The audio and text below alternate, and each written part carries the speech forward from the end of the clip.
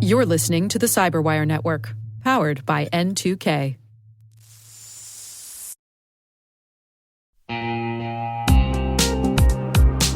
Risk and compliance shouldn't slow your business down. Hyperproof helps you automate controls, integrate real-time risk workflows, and build a centralized system of trust so your teams can focus on growth, not spreadsheets. From faster audits to stronger stakeholder confidence, Hyperproof gives you the business advantage of smarter compliance. Visit www.hyperproof.io to see how leading teams are transforming their GRC programs.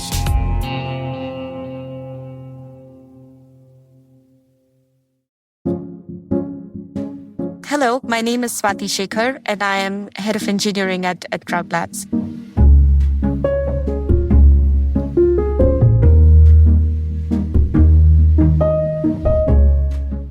I think I wanted to be so many things.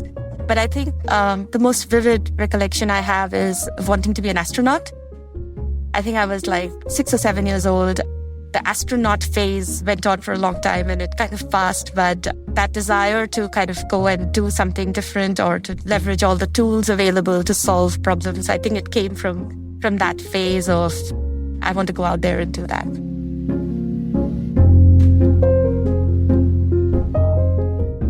So I grew up in a really small, dusty town in India. Went to school in like late 80s and 90s. We were like, from a tech perspective, right, we were significantly behind the curve in terms of what kind of technology was available at home or what was taught at school. I had my first real experience with a computer when I was 17 in my first year at engineering college. So it was very, very different. And I was never that very practical child who wanted to break apart a remote control and see how it works inside or something. I was really, really interested in keeping an eye on what's the big picture problem I want to solve and then look at what tools do I have available. So I'm not going to break open a remote control car, but can I put my super heavy book on top of it and kind of get it to carry it to my room? I was always more interested in using all the tools available and solving problems. And I gravitated a lot towards math, towards physics and chemistry, because I think they gave me that adrenaline rush fairly easy early on of just going ahead and solving problems.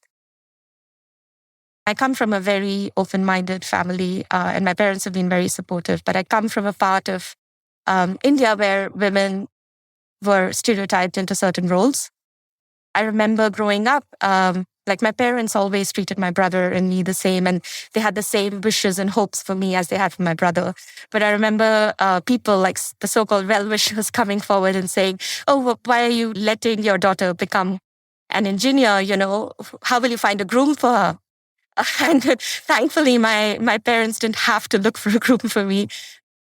Like my reaction to that was, okay, I'm not going to let this sit in my head. I have to go out there and I have to do my thing. And I think we need limitations or we need challenges that stretch us beyond what we could be, a better version of ourselves. I come from a family of doctors.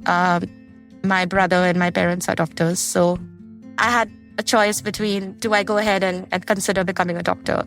Or do I go ahead and continue to kind of chase my math? This is where probably a peer group helps, because I was with a bunch of kids who were all preparing to go to engineering school. And I was like, oh, I like both of these options. Let me just try and see if I can get into either medical school or engineering school. And then I got a really good engineering college in India. And then it just kind of took off from there.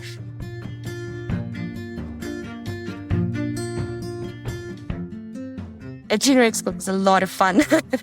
But I must say there were a few things that were slightly intimidating. I mean, first of all, I went to one of the best engineering colleges in India, and it's a very, very competitive entrance exam that you go through. And you are surrounded by some of the most brilliant minds in the country. And you are used to kind of being among the best in your little school or your little town. And then you come in and you're surrounded by so many people who are so much, smarter than you or are able to kind of think more creatively than you. You just feel so overwhelmed and you wonder if you can match up. I think that was just the ability to be able to hold your ground surrounded by so many intelligent people And also not to be intimidated, when you talk to someone who's smarter than you, but actually to learn from there or to see how you can leverage their strengths against your strengths to kind of get things done.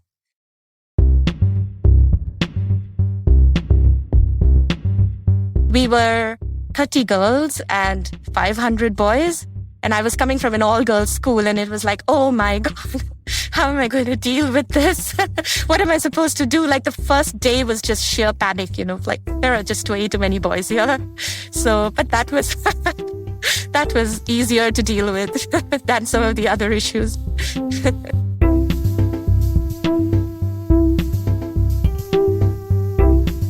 It's a good culture shock because anything that takes you out of your comfort zone actually makes you learn and grow. I graduated in 2002, which wasn't a great year to graduate in terms of getting a job. And I was actually able to get a job at Microsoft in Redmond. So coming from the small town in India, studying at this university in India, which was also in a small town, and then you get a job all the way in the US. And I land up in the US with like $200 in my pocket, expecting to get my first salary the day I land, and then being told that you have to wait 2 weeks before you get paid. And I'm like, oh my God, how am I going to manage?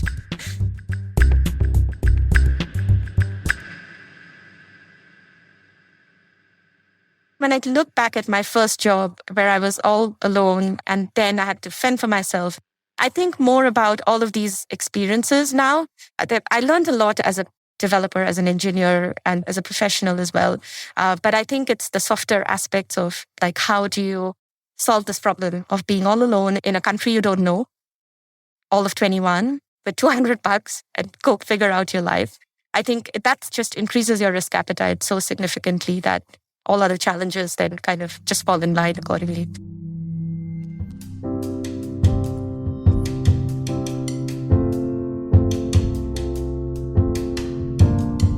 It's been a long and circuitous road to get here.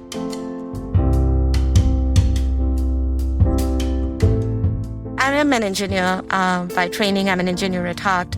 I've worked in a number of different companies in a number of different countries. My role itself has evolved. I was an engineer being fully focused 24 hours a day on solving these very interesting problems for many years. And then until I reached a point where I realized now I need to have problems that are a bit broader in scope. From there, I started experimenting. I moved into program management and product management. And now I've kind of come full circle where I lead the engineering team at Crown Labs, where I work with. I have a team of developers and testers and product managers and designers and tech writers. So it kind of all comes in together. And together, still solving problems. Just that now I have a team and we work together to solve problems. And I'm surrounded by really, really bright people. I have had very empathetic managers. I've had mentors whom I've looked up to who have truly helped me because they've listened to me and they've understood me. And that is something that I look to keep emulating in the different leadership roles that I've had. I think it's very important for me that the team feels that we're all moving together. We're all looking at the same goals. There's just a lot of communication that goes back and forth so that, and even if that means more energy spent or more effort needed on my part, I just want to make sure each and every member of my team feels like they're all looking in the right direction and they're motivated to go there. Be very certain about what is it about that job that excites you. I think once you have that very clear in your head, there are no right or wrong answers. Whatever it is, be honest to yourself. Because once you know why you're making a job change or why you're kind of gunning for a job, you will have a framework that will just help you kind of decide on what your next steps should be. Always be yourself. Bring yourself to the job because each and every person is individual. They have their own uniqueness and they bring their own ways of solving problems. I do think organizations need to cherish that diversity of thought. Ultimately, you need to bring your spark and your uniqueness to the job, and that will make your job more fulfilling and it will work really well for whichever organization you choose to work in.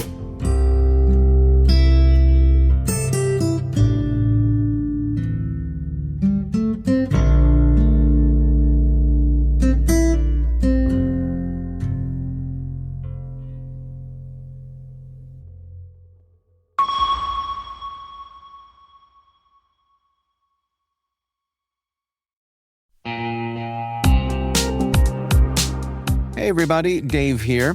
I've talked about Delete Me before, and I'm still using it because it still works.